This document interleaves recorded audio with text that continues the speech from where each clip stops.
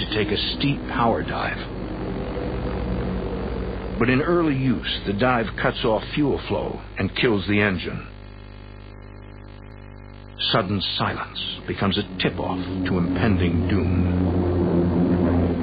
Of the 8,000 bombs launched, 2,300 penetrated British defenses, most of them falling in the London vicinity.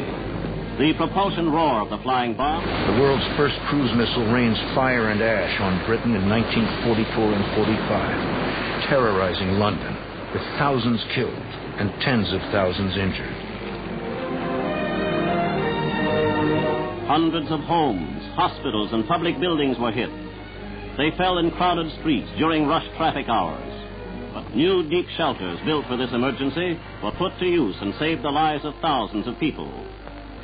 Only one life was lost for every 3 bombs launched. Few of the robot bombs resulted in fire, but the great concussive blasts of Vengeance Weapon No. 1 exceeded anything London had experienced.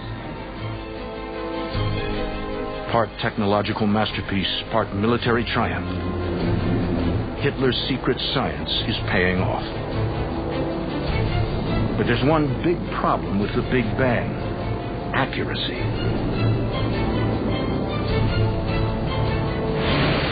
To target and destroy Allied bases with troops and convoys, somebody would have to fly this bomb. While Hitler promises the nation that his rockets will turn the war, engineers add a pilot seat and crude controls to the V-1, creating the Reichenberg, a German kamikaze aircraft. Hundreds were built, but none ever see combat. They were difficult to fly. Putting a pilot would have ensured some small amounts of damage, but the potential of the airplane in terms of its top speed, of its range and its endurance, of its ability to get to a target, these were not essential war-winning weapons. Decades later, the original plans for the Reichenberg resurface in a private archive. In this small Bavarian garage, Hitler's secret science is coming back to life, as several wonder weapons are rebuilt or reconstructed here for museums. The Bavarian builders find welded seams of inconsistent quality, suggesting that some were done by skilled technicians, others by exhausted concentration camp prisoners.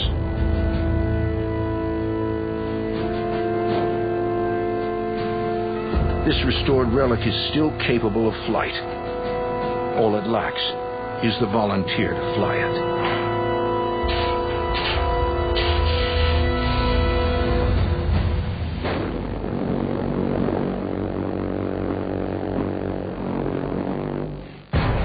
For Hitler's secret scientists, no concept is too futuristic, no propulsion system or wing design too bizarre. Some will fly, some will fail. Many live on in the war zones of the 21st century. And in a strange twist of history, one of Hitler's most brilliant scientists will survive the fall of the Third Reich to become an American hero. 1943. Germany's National Socialist Party announces Vengeance Weapon V1, suggesting that a V2 is also planned. So from the Nazis' secret complex at Peenemünde, engineers give birth to the space age from the ground up via a brilliant young physicist, Dr. Wernher von Braun, and his A4 rocket, ultimately named the V2. The V2, the Vengeance Weapon. To Wernher von Braun, it was an artillery piece that would land somewhere in England and kill some Englishmen, but that was really not his point. His point was proving the aerodynamics, the power, the thrust, the cooling, all of the things necessary to take him one more step into space. He wanted to see man in space. It was a consuming passion. His engineering ideas were what drove him. Von Braun is given his own laboratory and team of experts at a time when rocketry is little more than a schoolboy hobby in the United States.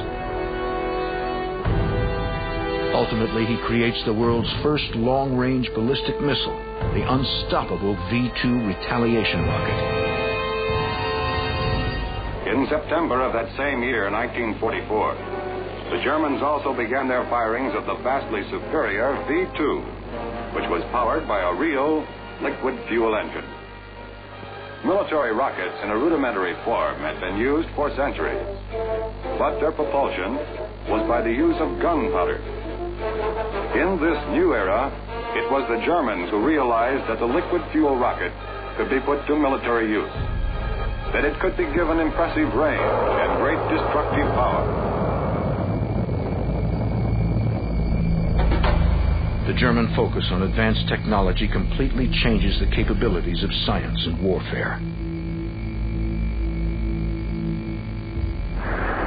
They not only took a toll of more than 9,000 casualties, they also had a devastating psychological effect.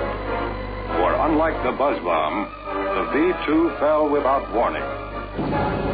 It had a speed of 3,300 miles per hour, and it could not be intercepted by fighter aircraft or brought down by anti-aircraft artillery. According to Boyne, von Braun's focus was more on the science than winning the war. All that mattered to him was solving the aerodynamic problems, the problems of control, the problems of burn, of all of the things that are inherent in a ballistic missile, not as a weapon, but as a means to get into space. But defiance of the Führer is not an option for any German scientist. And neither is the suggestion of defense. The real impact on the outcome of the war was in an area that the Germans really failed to develop, and that was really the defensive technologies. You had to be very politically correct as a Nazi, or else you'd be in trouble. That meant you couldn't have weapons that were seen to be too defensive that might indicate that the war was being lost.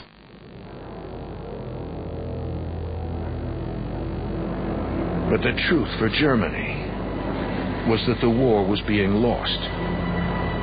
1944. U.S. warplanes attack a Nazi convoy of trucks carrying the one wonder weapon that might have made a difference had it ever been deployed.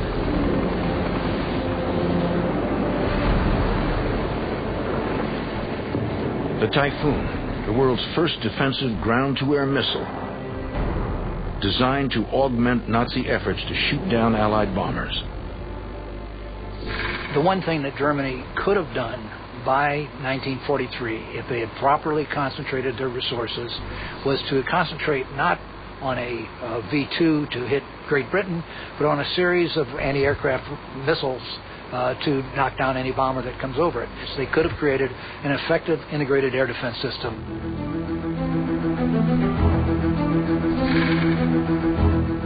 The Typhoon's first field tests were conducted at Station 4 in Peenemünde in 1944.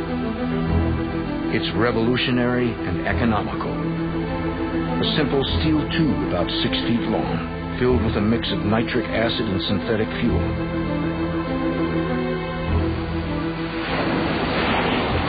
Able to travel over 6 miles in just 14 seconds. Over 1 million are planned for production by 1945. But that didn't happen. It was clearly beyond their capacity to do. They were absorbed with, they thought they had either won the war, or then they were absorbed with maintaining the war as long as to keep themselves in power as long as possible. They never concentrated their resources. They never allowed the people who might have done these things to get together and do them. There was too much suspicion. There was too much party politics. This computer simulation shows how the defensive Typhoon rocket's mobile shooting base will look when rebuilt. A secret science artifact that perpetuates the wonder weapon mystique today. These craftsmen are building just one Typhoon, not the millions Germany dreamed would cleanse the sky of Allied bombers. Ultimately, it's the ingenuity of Nazi weapons, not their numbers, that propels the world further, faster, and higher than anything ever seen.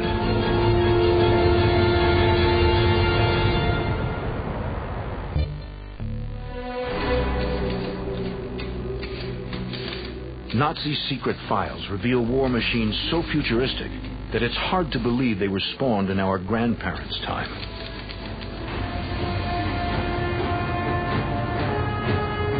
Powered flight is less than 30 years old when Hitler seizes power. Yet within months,